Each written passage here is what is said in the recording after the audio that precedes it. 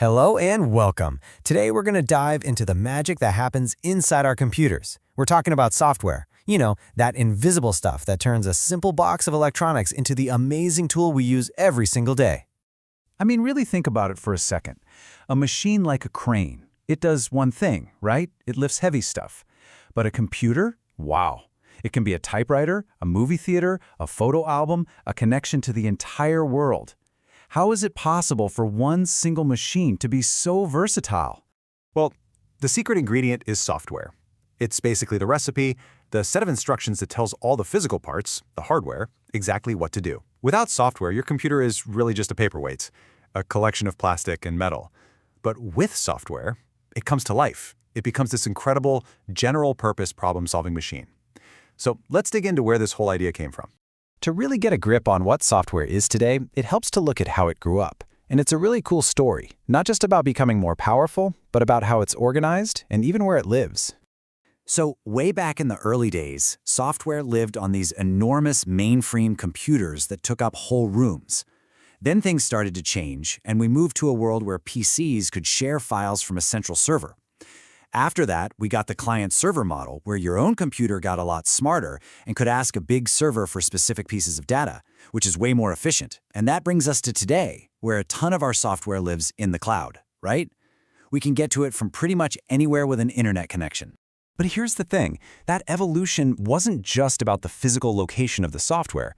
A much bigger and honestly a way more interesting change was happening on the inside, in the way programmers actually thought about building the stuff in the first place.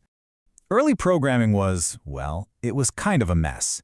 People called it spaghetti code, and for good reason. The instructions would just jump all over the place, making it almost impossible to follow or fix if something went wrong. So the first huge leap forward was something called structured design. This was all about organizing code into smaller, logical chunks. It's like the difference between a bunch of tangled, messy notes and a clean, perfectly written, step-by-step recipe. Much better. Now, structured design was a massive improvement, for sure. But developers knew there had to be an even better way. They were asking, how can we write code that we can use over and over and over again without having to start from scratch every single time? And the answer that popped up, well, it changed everything. It was a totally new way of thinking, called object-oriented programming. You'll often hear it called OOP for short, and this was a true game changer. So the first big idea in OOP is the class. A class is just a blueprint. Let's say you have a cookie cutter. That's your class.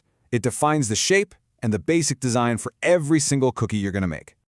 Okay, so if the cookie cutter is the class, then every cookie you actually press out of the dough, that's an object. You can use that one blueprint, that one cookie cutter, to make hundreds of objects, and each one can be a little different, right? You can give one red frosting, another blue sprinkles, but they all started from that same fundamental blueprint. And this is where OOP gets so powerful. It lets you do amazing things. For example, with inheritance, you can create a sports car blueprint that automatically gets all the features of a basic car blueprint. It all boils down to massive reusability. It's like building with Legos. Programmers can snap these different objects together to build really complex programs way faster and more reliably. It's how pretty much all modern apps are built. So that's kind of how the thinking behind software grew up. But how does all that history connect to the actual programs and apps we're all clicking on every day? Well, it turns out they all fit into a few main families. First up, you've got the most fundamental type, system software. Think of this as the foundation of the house. It's the software that manages the computer hardware itself. Everything else gets built on top of this. The most obvious example, of course, is your operating system, like Windows or Mac OS. But this group also includes stuff like device drivers, that little bit of software that makes your new printer or webcam actually work with your computer. And it includes things called compilers, which are super important tools that translate the code programmers write into a language the computer's hardware can actually understand. So sitting on top of that foundation is application software. These are the programs we actually use to get stuff done. When you think of software, this is probably what comes to mind. And the list here is just huge, right?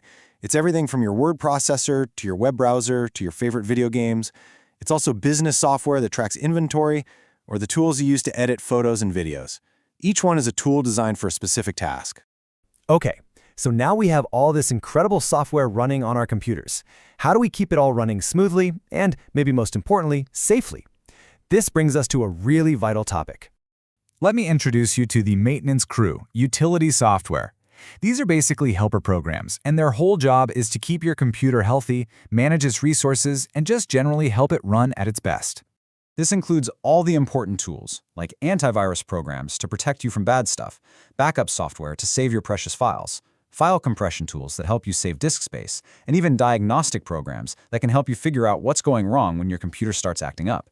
But of course, not all software out there is helpful. There's a whole other category. You can call it perverse software, or more commonly, malware, that is specifically designed to cause damage, steal your information, or just mess things up. So the big question is, how do you protect yourself? Well, the good news is that a few simple habits can make a gigantic difference. First, absolutely install good antivirus software and, this is key, let it update itself. It's also so important to let your operating system install its updates because those often fix serious security holes. And then just be smart. Be really cautious with email attachments, especially if you don't know who sent it. And when you're browsing the web, try to stick to sites you know and trust.